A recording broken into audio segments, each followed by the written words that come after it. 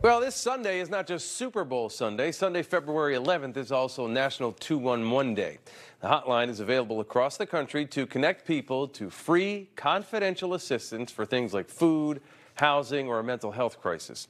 The United Way of Connecticut runs it here in our state, and they say it is much more than just a referral service. Our compassionate contact specialists are here 24/7, 365 days per year. Even if you don't know what to ask for, they can help you to figure out what the resources that are available might be able to do to help you. That was Tanya Barrett, the Senior Vice President of the 211 Health and Human Service Contact Center.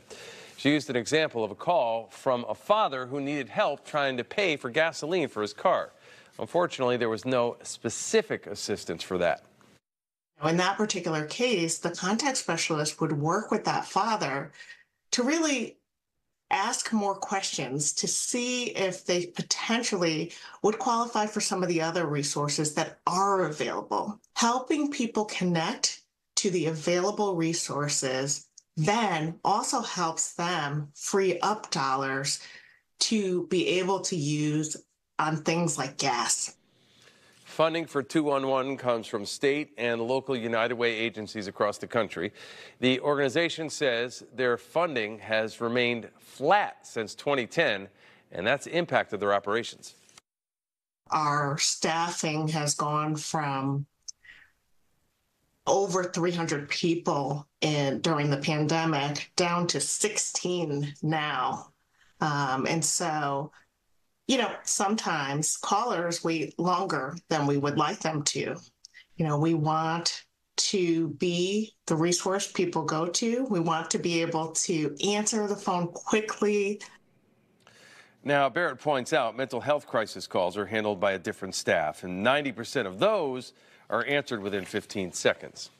Last year, the United Way of Connecticut says it received more than 1.7 million requests for help. In 2022, that call level was more than 3 million.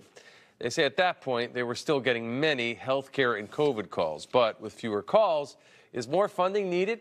Barrett says there is a difference between the demand and the number of calls their staff can handle. If we have over 300 staff, we can handle 3.1 million requests. With 16 staff, 1.7 being a combination of web and phone calls, is just a smaller amount of staff can handle a smaller amount of calls. And so the calls alone do not actually account for the demand. It accounts for how many calls we can pick up. And that demand has been increasing since 2019, with the need for food assistance nearly doubling since before the pandemic. Another big need, mental health and addiction help. Since 2019, the need increased 60%. From 2019 to 2022, the need only increased 20%. Barrett says she believes there are two reasons why more people are reaching out to them about this issue. Related in some way to the isolation that people felt and just the lack of connection that people felt during the pandemic. In addition, 2 years ago, we stood up the 988 Suicide and Crisis Lifeline.